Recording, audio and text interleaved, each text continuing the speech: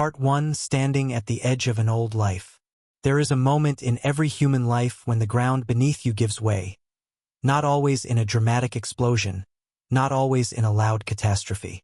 Sometimes it happens quietly, like a hairline crack spreading across an old foundation. You don't notice it at first. You keep walking across the same floorboards, following the same routines, playing the same roles you've learned to wear like second skin. But eventually, the weight of everything you've ignored begins to settle, and you feel something shifting underneath. It may come from heartbreak, failure, exhaustion, or a slow erosion of meaning. Or it may arrive in a single instant, like lightning shattering a tree that has stood steady for decades. Either way, there comes a moment when your old life cannot hold you anymore. I have watched this moment unfold in my own life, and in the lives of many students and readers from around the world. It is universal, timeless, and deeply human. Even the Stoics, those ancient masters of inner stability, wrote about it. Marcus Aurelius, emperor of the most powerful empire of his time, confided in his private journal that he often felt pulled between the weight of duty and the deep knowing that something inside him needed to be rebuilt. Seneca, in his letters, confessed the experience of waking up some mornings with a heaviness that no political success or philosophical brilliance could relieve. Epictetus, once a slave, spoke openly about the painful process of shedding identities that no longer served him. The feeling is not unique to you, but the shift, the decision to begin again, must be. This journey always begins with a quiet, honest sentence whispered inside the heart. Enough. Enough pretending. Enough carrying what hurts. Enough trying to make broken things function. Enough shrinking yourself so that others can feel comfortable. Enough acting as though survival is the same thing as living. Most people think that starting over means erasing the past, wiping the slate clean, turning away from everything that came before. But the Stoics remind us that renewal is not a deletion, it is a transformation. You don't rise because the past disappears. You rise because you choose to rise with it, wiser and more grounded than before. Lao Tzu, a philosopher often embraced by Stoic practitioners for his gentle clarity, once wrote, "New beginnings are often disguised as painful endings." I've seen this play out countless times. When a relationship dissolves, when a career path collapses, when a familiar identity no longer fits, we assume something has gone terribly wrong. Yet these moments, messy, frightening, unpredictable, are often the first steps toward the life we were always meant to live. But there is something the ancient writers didn't always describe directly: the discomfort that comes with the early stages of change. Renewal rarely feels like a sunrise. It feels more like standing in the ruins of your old life, covered in dust, staring at the pieces and wondering whether you're strong enough to rebuild. And yet, if you listen carefully, you'll notice something else beneath the anxiety. A faint restlessness. A whisper that says, "This isn't it anymore." A quiet refusal to settle for a life that is too small for your spirit. That whisper isn't weakness. It's a sign that the deeper part of you has woken up. Every person who has ever transformed their life, from ancient emperors to modern thinkers, began in this same place. An inner knowing that life cannot continue as it is. And if you're reading or listening to this, it's because something in you is ready too. But readiness, contrary to what we're taught, isn't a feeling. It's a choice. Most people wait for the perfect moment. A moment free of fear, doubt, inconvenience, or uncertainty. But that moment never comes. Life doesn't pause for us to gather courage. The path doesn't clear itself. The anxiety doesn't magically evaporate. The Stoics insisted on a radical idea. Stop waiting.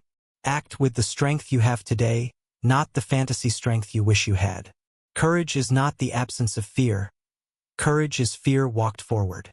Real transformation isn't a dramatic explosion. It's not a single magical moment where everything shifts instantly. It's a sequence of small, steady steps that gradually rewrite the entire direction of your life. The world celebrates the moment the phoenix rises from the ashes. Rarely does it acknowledge the long, silent burn that made the rebirth possible. So let me pose a question to you now, the same question I ask my own students when they reach the edge of something new. Are you starting over, or are you finally starting? There is a difference. Starting over usually means trying to rebuild an improved version of what already existed. It's a renovation, patchwork, a rearranging of familiar pieces. But truly starting, is something else. It is the willingness to acknowledge that the life you had may not have been yours at all. It may have been shaped by expectations, scripts, pressures, and fears that you inherited long before you had a chance to question them. To start, really start, is an act of rebellion. It requires facing the truth that you have outgrown the story you've been living. And like any form of growth, it will feel uncomfortable, uncertain, unstable. But feeling lost is not a sign you're on the wrong path. It is often the first sign that you're finally on your own. Imagine standing in front of a long road stretching into the unknown. You cannot see the end. You don't have a detailed map. All you have is a direction, and a quiet conviction that whatever lies ahead must be better than staying still. The Stoics would tell you that this is not the moment to hesitate. This is the moment to take one step, and then another, and then the next. That's how transformation happens, inch by inch, breath by breath, choice by choice. Before we enter the principles themselves, pause for a moment and consider why you're here. Something in you is searching not for comfort but for clarity. Not for easy motivation but for truth. Not for shortcuts but for a foundation strong enough to rebuild an entire life upon. You are not here by accident. You are here because the person you have been no longer fits the person you are becoming. And so this journey begins, not with a dramatic declaration, but with a simple acknowledgement. I am ready to begin again. Part 2. How your mind creates illusions that sabotage your potential. There is a strange thing about the human mind. It can build entire realities that feel solid, logical, and convincing, even when they are nothing but illusions stitched together by fear, memory, and ego. If part 1 was about the moment of realization, the moment you notice your life is not what it could be, then part 2 is about understanding why that happens in the first place. Not from a shallow perspective, not from motivational cliches, but from a Stoic-informed psychological blueprint of how the mind quietly, subtly, and consistently sabotages itself. Because before you can master yourself, you must understand the enemy. And that enemy is not the world, not other people, not luck, not fate. It is the unobserved mind. Let's break the pattern apart, piece by piece. 1. The first layer, the stories you didn't choose. Before a person becomes an adult, before they even choose their first goal or dream, their mind is already filled with inherited beliefs. What success should look like. What failure means. What is safe, what is dangerous. What is realistic, what is impossible. What kind of person they are supposed to be. Most people never realize that these stories were never chosen, they were absorbed. Parents' comment. A teacher's criticism. A moment of embarrassment in childhood. A piece of praise that accidentally defined your identity. A comparison with a sibling, a classmate, a coworker. A cultural script you didn't know you memorized. These stories become the silent architecture of the self. Stoics wrote about this centuries ago. Most people are not living their own lives, but the performance others wrote for them. 2. The second layer, emotional memory, the algorithm that governs your behavior. Every emotion leaves a trace. Not in a dramatic, cinematic way, in a subtle, automatic, unconscious way. Your nervous system creates shortcuts based on past experiences. And these shortcuts become the algorithm that predicts how you will behave. For example, if you were embarrassed once when you spoke up, your brain creates a rule. Speaking up is dangerous. If you were ignored when you tried something bold, your brain records, taking initiative leads to pain. If someone mocked your effort, your system concludes, it's safer not to try. These rules operate beneath awareness. They fire faster than conscious thought. They shape behavior before you notice what's happening.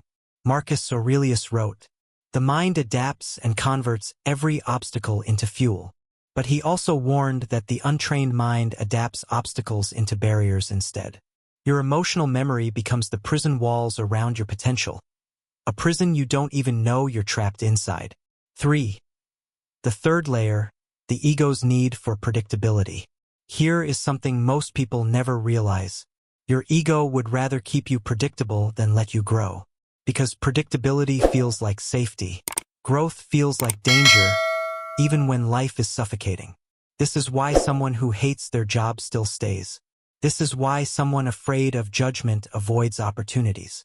This is why someone who wants respect keeps tolerating disrespect. This is why someone who dreams of something bigger keeps doing something smaller. Your ego prefers certainty over freedom. It prefers comfort over identity evolution. Prefers the known pain over the unknown possibility. So it creates illusions such as, now is not the right time. I need to prepare more. What if I fail? I'm not that type of person. Other people will judge me. Maybe later. These phrases are not thoughts, they are defense mechanisms. Your mind is trying to protect the version of you that exists now, even if that version is suffering. This is why Seneca said, we suffer more in imagination than in reality. He wasn't talking about fear, he was talking about these illusions. 4. The fourth layer, the misinterpretation loop. Every human mind has a weakness. It tends to interpret the world through its emotional expectations. If you believe people don't value you, you will interpret neutral behavior as disrespect. If you believe you're not good enough, you will interpret challenges as proof of inadequacy. If you believe life is unfair, you will interpret setbacks as evidence of doom. The Stoics called this the tyranny of impressions. Your brain rarely sees the world as it is, it sees the world as it expects. And then the final twist. Your behavior adjusts to those interpretations. If you believe you're disliked, you act distant. If you believe you're incapable, you take fewer risks. If you believe the world is hostile, you withdraw. If you believe you're destined to fail, you sabotage opportunities before they bloom. Thus, the misinterpretation loop forms. Belief, interpretation, behavior, experience, reinforced belief. And then it repeats endlessly until a person is living inside a story that was never true, but feels unbreakable. This is how illusions harden into identity. 5. The fifth layer, the comfort of self-doubt. Most people believe self-doubt is painful, but the truth is darker. Self-doubt becomes comfortable, because as long as you doubt yourself, you don't have to try, you don't have to risk anything, you don't have to face judgment, you don't have to fail publicly, you don't have to confront your real potential. Self-doubt becomes a shield, a hiding place, a justification. As long as you stay unsure, you stay safe, or at least you think you do. But what you're actually doing is trading potential for security, dreams for familiarity, freedom for avoidance. The Stoics fought self-doubt not because they were arrogant, but because they understood its real cost. Self-doubt kills more futures than failure ever will. 6. When all layers combine, the invisible cage. Put all 5 layers together. Inherited stories, emotional memory, ego's need for predictability, misinterpretation loop, the comfort of self-doubt. What do you get? A person who feels stuck, lost, confused, or held back, even when nothing external is stopping them. You get someone who has wings but doesn't know how to use them. Someone who mistakes fear for logic. Someone who mistakes overthinking for intelligence. Someone who mistakes stagnation for stability. You get the illusion of limitation, and that illusion becomes the cage. Epictetus said, "No man is free who is not master of himself." He wasn't talking about willpower. He was talking about these layers, these illusions, these inherited mental programs. 7. The turning point, when you begin to observe the pattern. The moment you begin noticing the illusion, truly noticing it, you experience the first spark of inner freedom. Not full transformation, not mastery, just awareness. But even that small moment is powerful, because illusions cannot survive observation. Patterns cannot live once they are exposed, and the ego cannot dominate once you begin questioning it. This is why the Stoics trained themselves to watch their thoughts like a scientist watches an animal. With patience, with curiosity, with distance. Part 2 ends with a revelation. Your limitations are not real. They are psychological reflexes. They are illusions repeated so many times that the repetition feels like truth. But once you see the mechanism, once you understand the pattern, Once you recognize how your mind has been shaping your life in the shadows, you gain the power to break the loop. And that is exactly where Part 3 begins. Part 3. How this psychological pattern actually operates beneath the surface. If Part 2 exposed the pattern, the architecture of illusions that quietly builds a cage around your potential, then Part 3 takes you deeper into the machinery itself. Because illusions don't just appear. They are produced. They are reinforced. They are maintained by a biological and cognitive process that runs inside every human being. This part answers the question, what exactly is happening in my mind when I feel stuck, afraid, hesitant, insecure, overwhelmed, or not good enough? The answer is not mystical. It is mechanical, predictable, almost mathematical. And once you understand the mechanism, you gain the power to interrupt it, sometimes instantly. Let's dismantle the machine. 1. The trigger, a neutral situation becomes an internal alarm. Every psychological loop begins with a trigger. And here is the first thing to understand. Most triggers are neutral until interpreted. A message left unseen. A coworker's silence. A delay in someone's reply.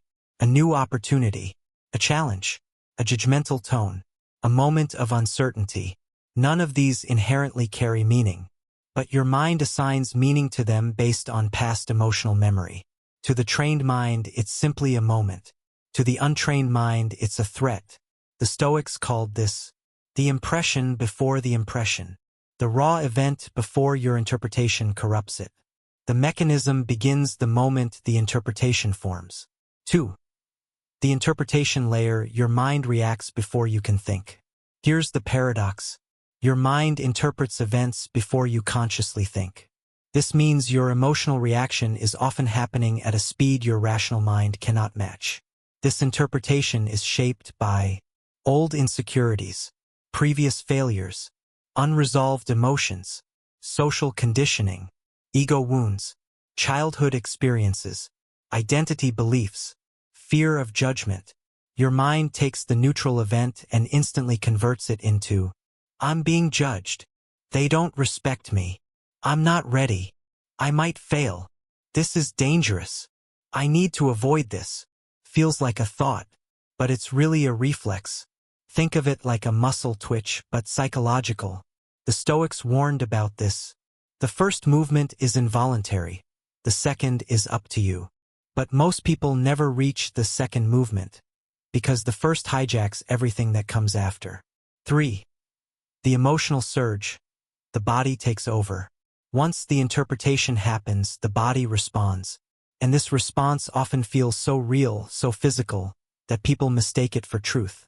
You may experience tight chest, racing thoughts, shallow breathing, a drop in confidence, a spike of insecurity, avoidance instinct, overthinking, tension in the stomach, fear disguised as logic. This is not weakness, it is physiology. Your body believes you are under threat. It produces chemicals to protect you. Your heart rate increases. Your focus narrows. Your brain switches to defensive mode. This mechanism evolved for survival. Running from predators, not sending emails, speaking up, launching businesses, or taking social risks. In modern life, the mechanism is outdated.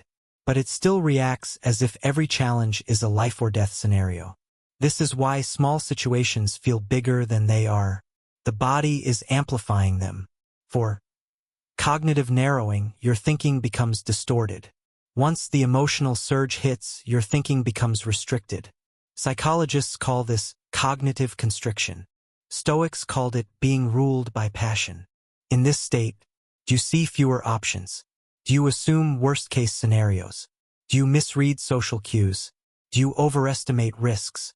Do you underestimate yourself? Do you focus on threats? Do you avoid opportunities? Do you magnify tiny details? Do you interpret everything through fear? It doesn't matter how intelligent you are. When you're in this state, your mind shrinks. Marcus Aurelius experienced it thousands of years ago and wrote, "You are disturbed not by the thing itself, but by your estimate of it." This is not philosophy. This is neurology. Your brain temporarily loses access to its calm, logical, strategic faculties because the fear center has taken command. In modern terms, your software collapses under the emotional load. 5. Behavior collapse. The loop turns into action.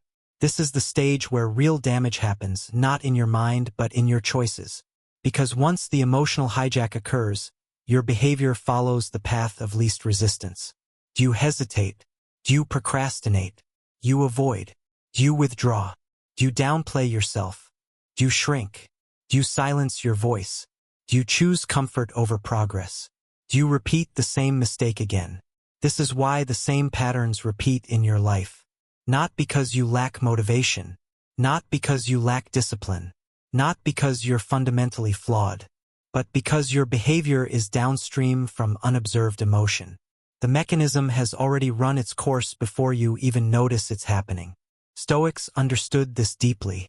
This is why they trained their minds in advance, not in the moment. You cannot negotiate with the mechanism once it's active. You must intervene earlier at the level of perception. 6.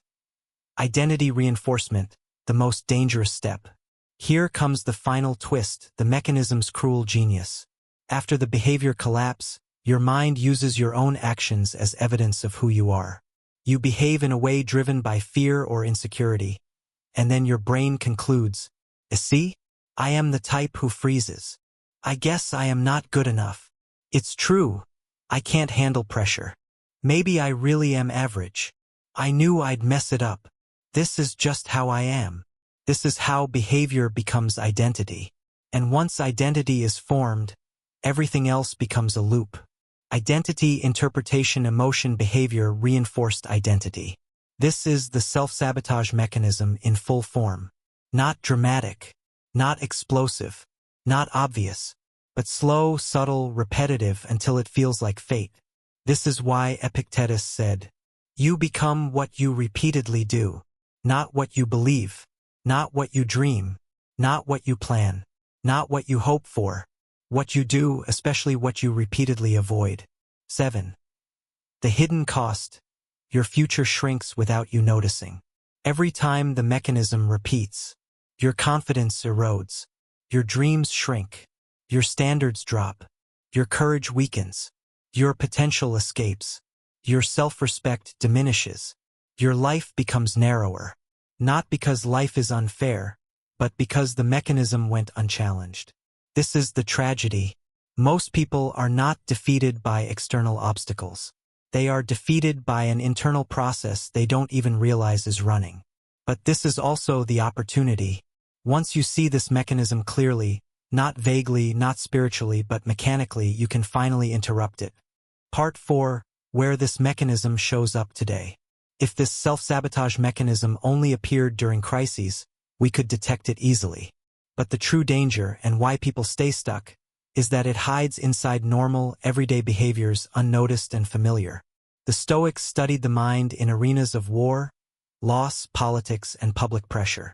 Today, the same patterns unfold through phones, messages, social media, expectations, and constant comparison. Part 4 reveals where this mechanism operates in modern life, quietly shaping your reactions without your awareness. 1. Text messages, when silence becomes a story. One of the most common triggers today is tiny. A delayed reply. A scene. A typing bubble that appears and vanishes. Nothing negative happened, yet the mechanism activates. Interpretation. They're upset. I said something wrong. I'm being ignored. Emotional surge. Tension. Overthinking. Replaying old conversations. Behavior collapse. Double texting, apologizing, withdrawing, acting distant. Identity formation. I'm always too much. People lose interest in me. The real reason might be simple, they were busy or tired, but the mind fills silence with fear. The Stoics warned, do not add imaginary things to what is real. Screens make this mistake constant. 2. Relationships. When old wounds pretend to be logic. In relationships, the mechanism intensifies because past wounds distort present events. A forgotten detail. A small disagreement. Interpretation. They don't respect me. I'm not a priority. But these reactions often echo old experiences. A parent who ignored you, a partner who dismissed your feelings, a betrayal still unhealed. Then the pattern unfolds. You pull away, get defensive, shut down, or argue from fear rather than truth. The Stoics saw relationships as tests of perception. No one harms you by their act, but by your opinion of it. Modern life simply provides more chances for misinterpretation. 3. Social media, the engine of comparison. Nothing accelerates insecurity like social media. You see someone younger succeeding, someone prettier admired, someone wealthier celebrated. Comparison triggers the mechanism instantly. Interpretation. I'm behind. My life isn't enough. Emotional surge. Anxiety, shame, pressure. Behavior collapse. Posting inauthentically. Hiding, procrastinating. Consuming instead of creating. Identity reinforcement. I'm average. My voice doesn't matter. You're comparing your internal struggles to someone else's highlight reel. Stoic solution. Focus on your path. What others display is not your concern. But social media pulls the mind away from this truth daily. 4. Work and opportunities when growth feels like threat. In work, the mechanism shows up as hesitation. You want to apply, speak up, start a project, or negotiate, but freeze. On the surface, it looks like lack of confidence. Underneath, the mechanism interprets growth as danger. What if I fail? What if they think I'm incompetent? Emotional surge, self-consciousness, anxiety, behavior collapse, avoiding action, overplanning, delaying. Identity, I'm not leadership material. Thus opportunities become fear, fear becomes avoidance, and avoidance becomes identity. The Stoics said, life is long if you know how to use it. Most people don't because the mechanism wins. 5. Conflict and misunderstandings, when ego becomes the interpreter. A single phrase said with the wrong tone can trigger interpretation. They're attacking me. They want control. Emotional surge, pride, anger, insecurity. Behavior collapse. Sharp responses, withdrawal, escalation, ego-driven arguments. Often the other person wasn't attacking, they were hurt or stressed. But the mechanism turns misunderstanding into war. Stoic teaching. Be tolerant with others and strict with yourself. Modern life encourages the opposite. 6. Personal goals, the silent death of potential. The mechanism kills dreams before they start. You want to improve your health, build a skill, start a project, change your environment. But the moment you imagine action, the loop begins. Interpretation. It's too hard. I'll fail again. Emotional surge, overwhelm, fear. Behavior collapse. I'll start next week. I need more clarity. Not ready yet.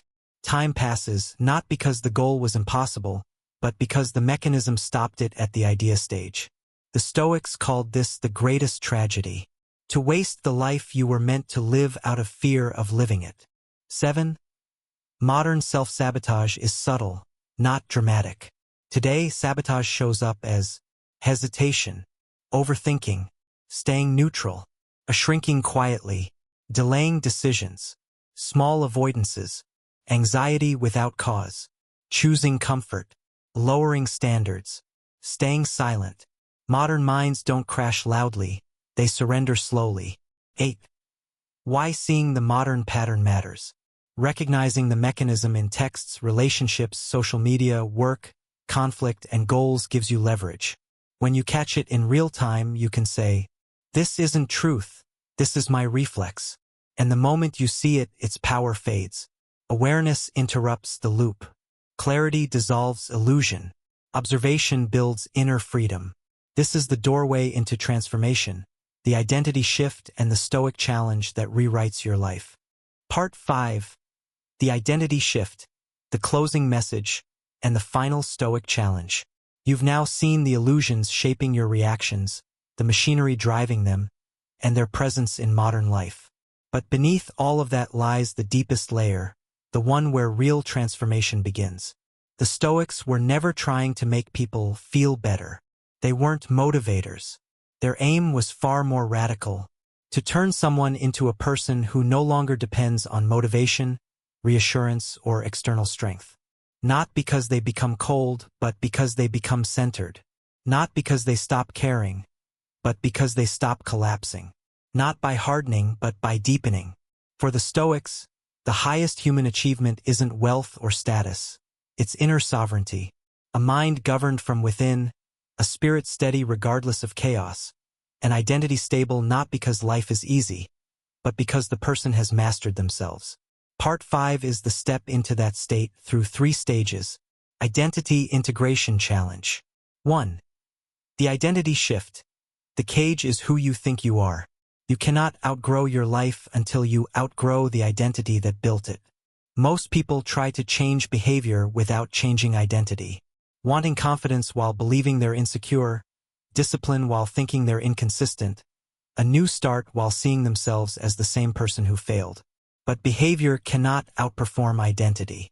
Identity shapes what you tolerate, pursue, avoid, how you interpret events, how you speak to yourself, and what you believe you deserve.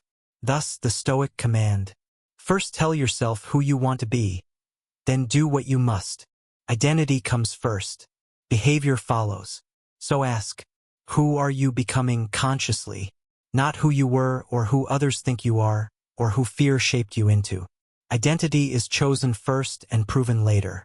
Once you choose it, your mind begins filtering the world through that lens. Identity becomes the compass. Behavior becomes the expression. Life reorganizes around it. 2.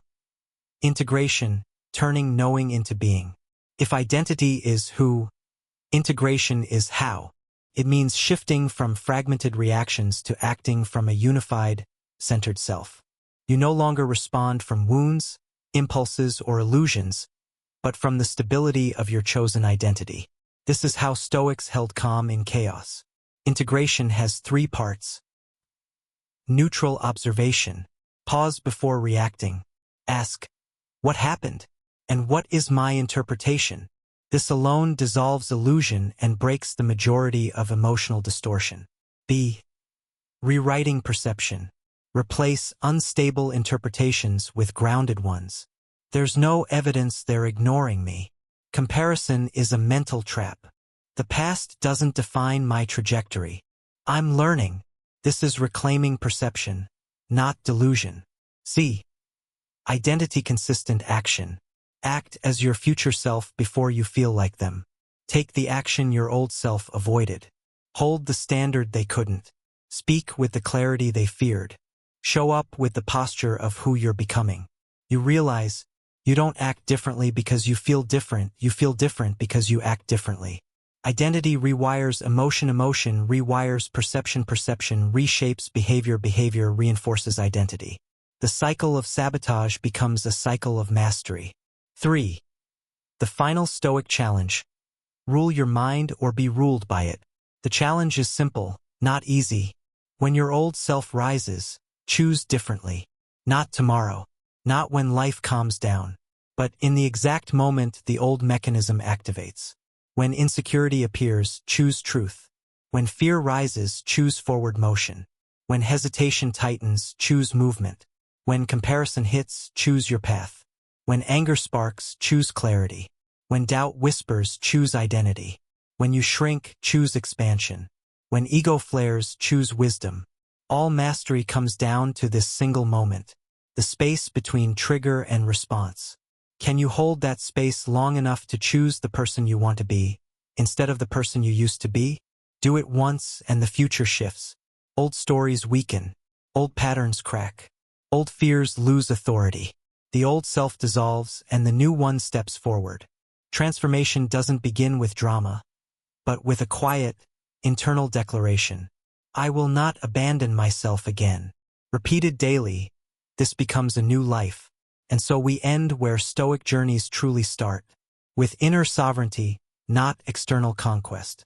With ruling the mind, not the world. With self-command, not illusion. A person who governs their mind cannot be ruled by fear, insecurity, comparison, emotion, the past, or anyone else. Freedom begins here, Identity reshapes here. Life transforms here. From this point on, you walk not as who you were, but as who you have chosen to become.